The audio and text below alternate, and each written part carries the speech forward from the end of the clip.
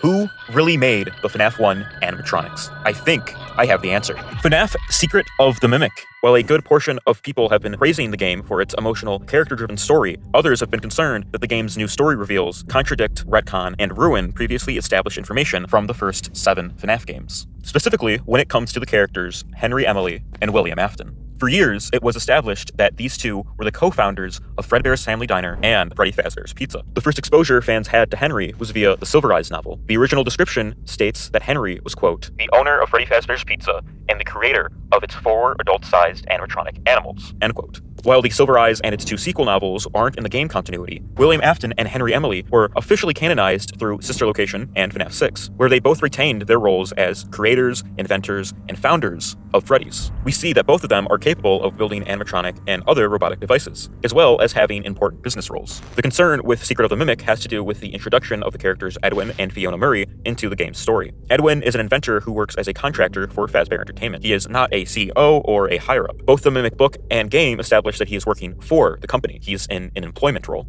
However, in the game's version of the story, it is revealed that William took advantage of Edwin's contract to steal his employees and his property. As per his contract, everything he's been working on for us is now legally ours, so we're sending you in to get them. Meaning that a big reason William and Henry were able to make the Fazbear franchise successful in the 1980s was because they had access to Edwin's workshop and creations. We also learned that Edwin's wife Fiona had an important role in the creation of the original version of Chica. In the game, you can find this audio log. What the hell was that? They treat me like some contractor to crack a whip at.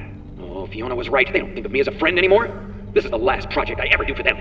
Most already concluded from the context clues in the game that Edwin is talking about Henry and William, which means that the 3 of them used to be friends in Edwin's mind. The scene in the files is outright titled Friends. So yes, Henry, William, and Edwin did seem to have a close enough work relationship for Edwin to consider them all friends at some point. Yes, William Afton did steal Edwin's property. Yes, Henry appeared to be complacent in this, but Henry and William did still make their own original creations. And we know that Fredbear's Family Diner already exists during Secret of the Mimic. I think it's very likely that Henry and Will still founded Fredbear's Family Diner on their own. The success of the diner led to the creation and expansion of Fazbear Entertainment as a company, and then the company hires Edwin as a contractor. But again, in order for any of that to happen, Henry and Will still had to create Fredbear's Family Diner as their own business. That is what we can for sure credit as their work. Secret of the Mimic doesn't retcon previously known information in that it contradicts it, as much as it adds to and recontextualizes it. William plotting to steal Edwin's work makes sense with his previously established characterization of being a manipulative snake oil salesman who goes on to murder children. And Henry's complacency in William's betrayal of Edwin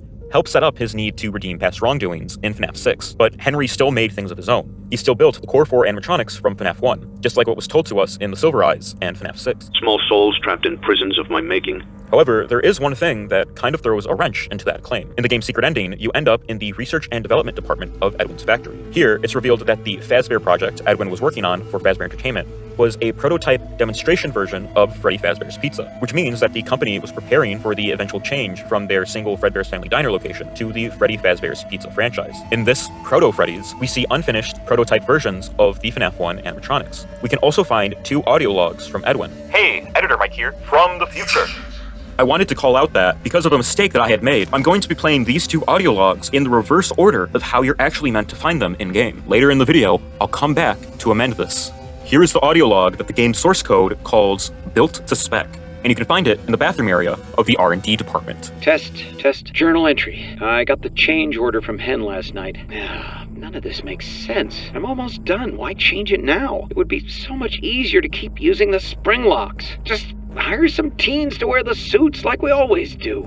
We can assume that the Springlock suits Edwin was working on were the Springlock characters we see placed behind these curtained platformed areas in the Proto-Pizzeria, meaning the original plan for Freddy's seemed to be to have new updated versions of Fredbear and Spring Bonnie and the addition of Monty Gator and Bub the dog. Here's the other audio log from Edwin titled Creepy in the source code. Aren't they insane? The look of these new animatronics is Fiona's design, and they're great. Oh, first they approve the art, then they approve the proofs. Now they change their minds. Well, we're so close to final. Why would they change them now? Are they pulling my leg? The new concepts are, frankly, creepy. No, it doesn't matter. I'm not changing a single bit of her work, and they can't make me. This is what brings Henry's creation of the Core 4 animatronics into question, because most fans have been interpreting this to mean that the Fnaf 1 animatronics were Fiona's designs, and that the new creepy designs that Henry sent were something else, with most believing them to be the withered animatronics seen in Five Nights at Freddy's 2. This actually ties into a long-standing debate within the community, the unwithered theory versus the retrofit theory. These two theories are based around different interpretations of what Phone Guy says about the withered animatronics in FNAF 2. I'm sure you've noticed the older models sitting in the back room.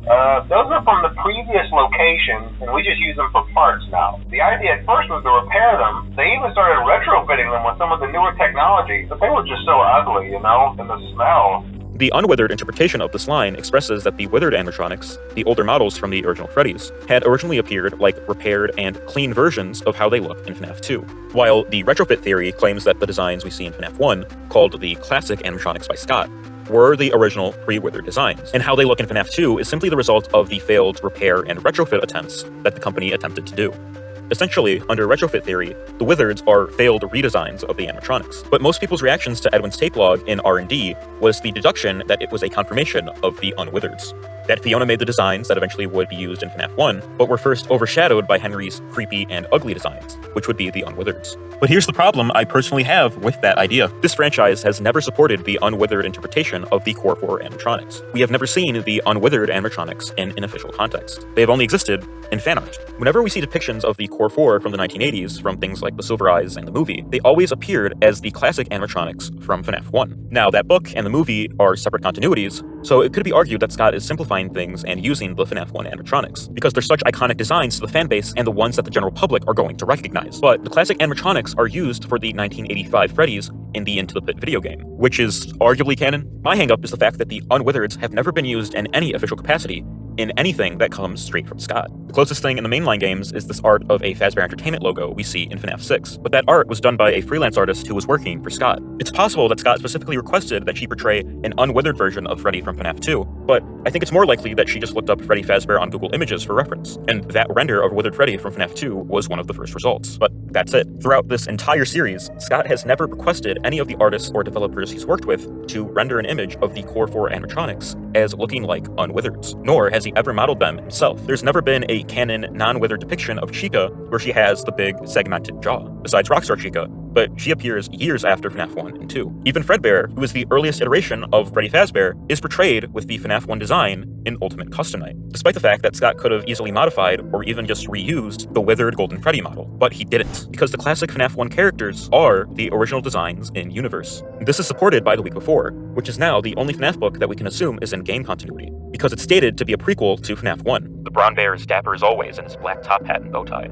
You're glad they restored the vintage animatronic with his classic look, which means that the animatronics we see in FNAF 1 are restored versions of how they looked before FNAF 2. I personally don't think that the unwizards exist, beyond being failed attempts to rework the animatronics in 1987. So what's actually going on with the Proto-Freddy's audio log? If you take Edwin's claim that he won't change Fiona's designs at face value, then Fiona did design the FNAF 1 animatronics. But what if Edwin didn't stick to his word? And what we see in R&D are Henry's designs. The new concepts are frankly creepy. The FNAF 1 animatronics are creepy. FNAF 1 is all about the fact that these animatronics are unnerving, especially under the right lighting conditions. Plus, Edwin says that the animatronics with Fiona's designs were close to being finished. These animatronics clearly are not close to being done. Freddy doesn't even have a head. MCM didn't just make costumes and puppets. They made animatronics themselves. And most of them don't have that segmented design that we've seen from the previous FNAF games. Scott has actually called out the exposed animatronic endos as being creepy in other FNAF media. The Into the Pit book describes, "Lately, he had been drawing mechanical animals. They were furry on the outside, but the fur covered a hard metal skeleton filled with gears and circuits. Sometimes he drew the animals' exposed metal skeletons or sketched them with the fur peeled back to show some of the mechanical workings underneath. It was a creepy effect, like seeing a person's skull peeking out from beneath the skin." Scott has always seen the FNAF 1 animatronics with their segmented limbs and exposed endoskeletons, and visible endo teeth behind their already visible real teeth, as being creepy. You know, a classic Chica, even on stage, was still kind of creepy looking. The FNAF 1 animatronics are the creepy designs Edwin is talking about, meaning that they were likely designed by Henry. But Edwin says that he won't change Fiona's designs. Yeah, he says that, but just because a character claims they won't do something doesn't mean that they were going to stick to their word. We actually see this in the game itself. Edwin tells M1, the iteration of the mimic that's replicating Fiona, that he won't follow her plans to make a second mimic to replicate his son, David. For the last time, no, it wouldn't be him. Oh, who am I kidding? You're not really you. I've been so stupid. But we know that Edwin eventually folds. He does make M2, and it does mimic David's voice. Edwin says one thing, and then does something else. Hey, Editor Mike here, again. I thought the audio mentioning the Springlock animatronics came before the log where Edwin mentions Fazbear Entertainment's creepy designs. In actuality, the player is meant to find the creepy audio log in the office/hideout area, and then find the Springlock audio in the bathroom. When you listen to these logs in the right order, back to back, you'll realize that the last thing Edwin says in the first log is, "I'm not changing a single bit of her work, and they can't make me." And then the second log begins with him saying, Test, journal entry. I got the change order from Hen last night. Let's hear that again, real quick, back to back. "I'm not changing a single bit of her work, and they can't make me. I got the change order from Hen last night." This, in my opinion, is an audio version of the Gilligan cut, a classic trope in which a character says they are not going to do something, only for the audience to immediately be shown the contrary, which is exactly what I've been arguing as a repeating pattern in Edwin's storyline. We hear Edwin swear that he won't change Fiona's designs, but then we hear that Henry has contractually ordered him to. Edwin legally has no choice.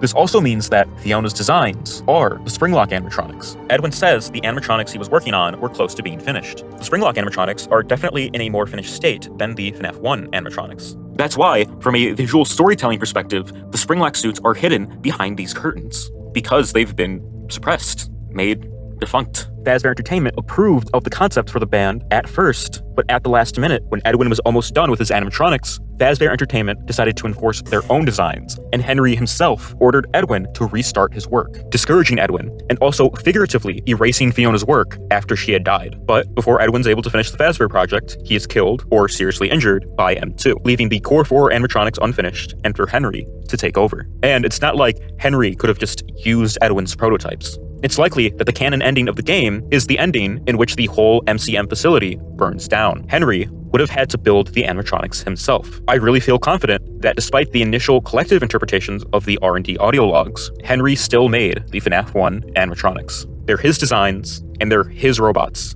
that he personally built. Just like we've always thought ever since his character was introduced in the books and brought over to the games. What I like about my interpretation is that while it keeps what we knew about the story of the previous games intact, it also doesn't negate the story that Secret of the Mimic is trying to tell, with its themes of art as collaboration and giving credit where credit is due. Fazbear Entertainment tried to erase Fiona's work. Therefore, it's thematically fitting that those suits allow us to survive against M2 in R&D. These are the kind of Springlock suits that were likely made with new safety upgrades after Fiona called out the dangers of the previous models. I'm worried about the new suit design. One of my costumers, Vic, nearly lost his hand today. All he did was spill a can of pop and the thing snapped shut like a bear trap. You're busy, but you can't rush these things. Please look into it.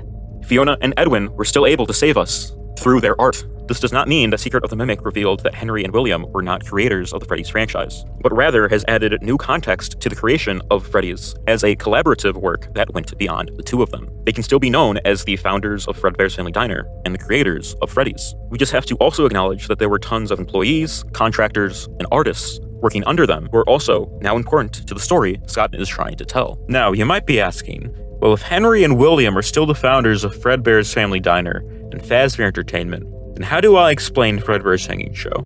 I don't know.